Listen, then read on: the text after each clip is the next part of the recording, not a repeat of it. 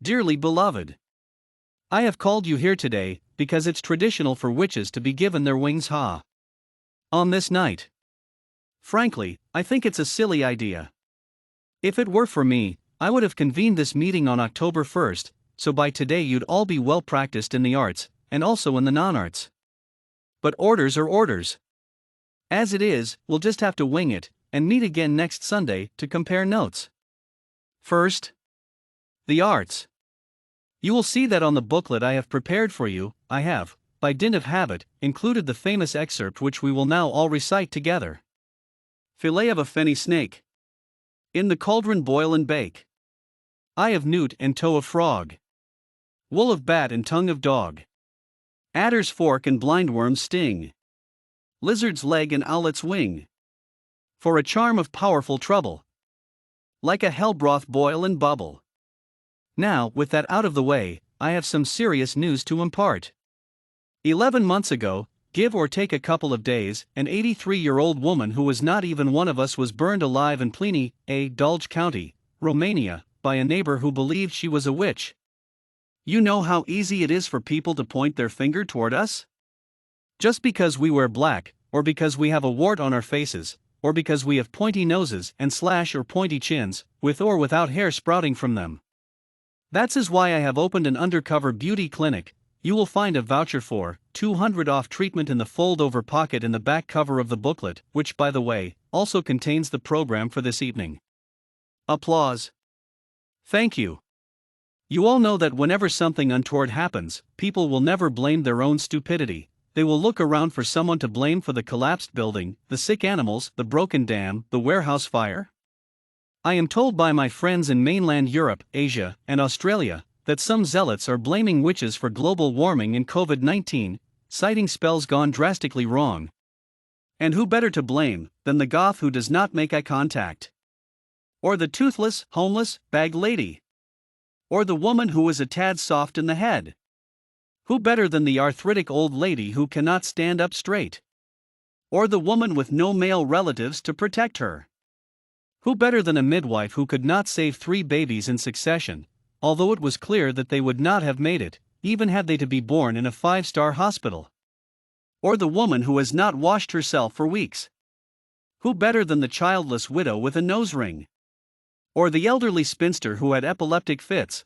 Who better than the newcomer who walks with a stick? Or the woman who has taken someone else's husband and borne him a child? Who better than the cat lady who has 5 black cats, albeit she has dozens of others? I know there are many of you in one of these categories that I have just mentioned. So pay special attention to what I'll be telling you later.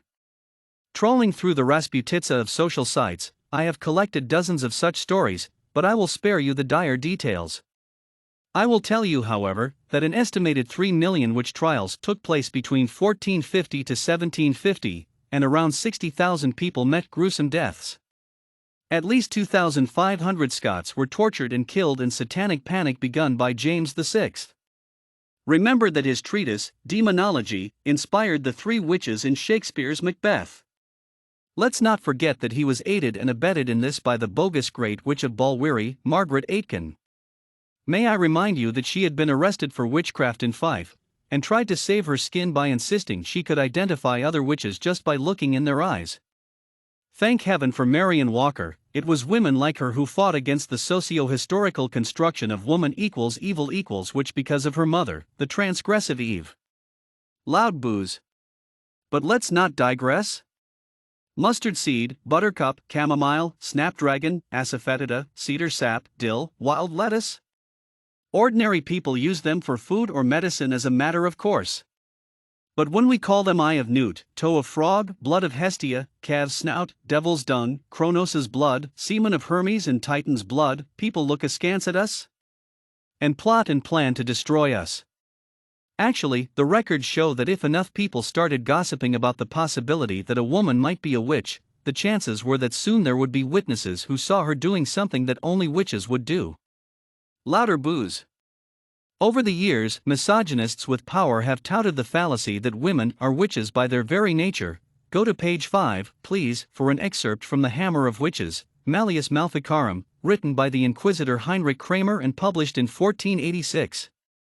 What else is woman but a foe to friendship, an inescapable punishment, a necessary evil, a natural temptation, a desirable calamity, a domestic danger, a delectable detriment, an evil of nature, painted with fair colors. Redacted, and the tears of a woman are a deception, for they may spring from true grief, or they may be a trap. When a woman thinks alone, she thinks evil. And, dear ladies, in a nutshell, that is why I called you here today. Go ahead, enjoy Halloween, since you are all made up and all dressed up and all hyped up for it. But there is something important I must tell you. Which brings me to the non-arts. Today, you have graduated as witches. But as from tomorrow, I want you to turn into greys, even more than you might have been before you started my correspondence course. On page 8, you will find more salient points about what I am going to say, but I want you to raise your hands if there is something you don't understand, after I go through the list. Now I know you are all proud to be witches, and some of you even dress the part in your non-coven times. But mark my words, there are evil times coming when it behoves you to melt in the crowd. To be so nondescript, unremarkable, and ordinary that no one remembers seeing you because you do not leave an impression. Some of it is plain common sense. You don't rest your broom against the garden fence. It is the opposite of being conspicuous by your absence, as you are when you have pink hair or 6-inch heels and tight jeans, and you don't turn up for a PTA meeting. I want you all to be prepared. I want you all to be safe.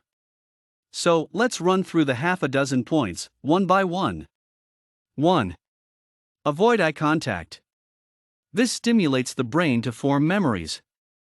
Yes, I know that many people think those who avert their eyes are insincere, but with practice you can manage looking just off the eyes.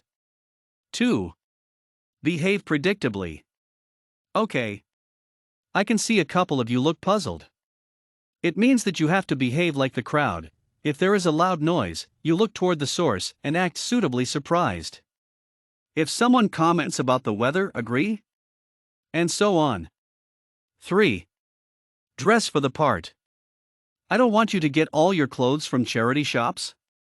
But you must make sure that you have some stuff that will look worn and old.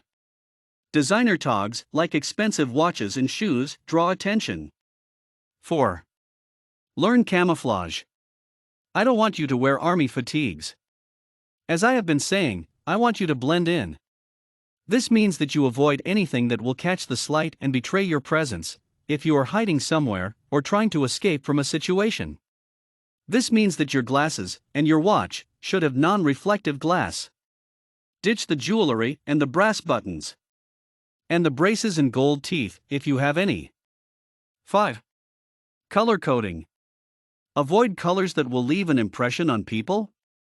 Gray, blue, fawn, and brown are safe choices.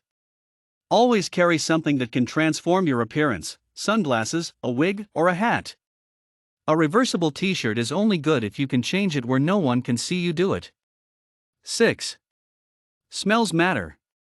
You all know how smells trigger memories. For this reason, avoid the use of strong-smelling scent and deodorants or perfumes.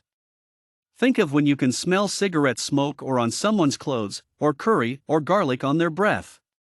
Right. Any questions? None? Good. So, grab your goodie bags and go. Go.